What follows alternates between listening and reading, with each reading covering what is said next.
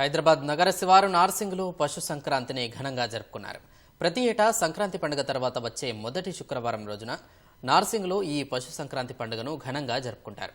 ఈసారి అత్యధికంగా గేదె రేటు 4,50,000కి నల్లగండ్ల వెంకటరెడ్డి అనే వ్యక్తి కొనుగోలు చేశాడని Narsing market committee chairman Venu Goud తెలిపారు.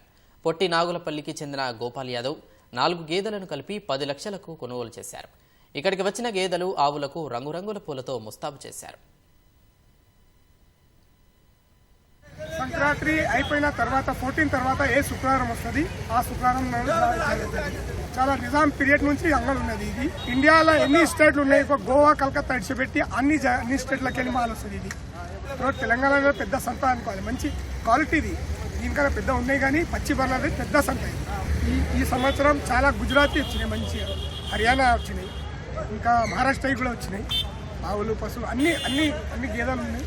షాబాద్ మండలం శంకపల్లిగూడెం నుంచి వచ్చిన ఇక్కడ నార్సింగ్ జాతరలో ఈరోజు 2 బర్రెలు కొన్నాం. 4,10,000 కొన్నాం. దూలియా బ్రీడ్ గుజరాత్ నుంచి వచ్చినాయని చెప్పి అక్కడ ఈ బర్రెలు తీసుకున్నాం. ఎన్ని పాలిస్తాయి అవి?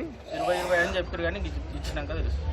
సంక్రాంతి కన్నా ముందు రైతులు పాడి అవన్నీ అమ్ముకొని మళ్ళీ కొత్తగా పాత ఎడ్లు, బర్రెలు అవన్నీ అమ్మేసి కొత్త ఎడ్లు తీసుకెళ్తున్నారు. వాళ్ళందరికీ శుభాకాంక్షలు. చైర్మన్ అయినాక ఇక్కడ వ్యాపారస్తులకు, రైతులకు అందరికీ భోజన ఏర్పాట్లు, వసతి, మంచినీళ్ళ ఏర్పాట్లు, క్లీన్ అండ్ గ్రీన్ మొత్తం ఇప్పుడు వచ్చినాక అంతా నేను చైర్మన్ అయినాక మొత్తం ఇక్కడ మట్టి దుబ్బలు అవన్నీ ఉండే అవన్నీ తీసేసి రైతులకు సౌకర్యం ఏర్పాటు చేసి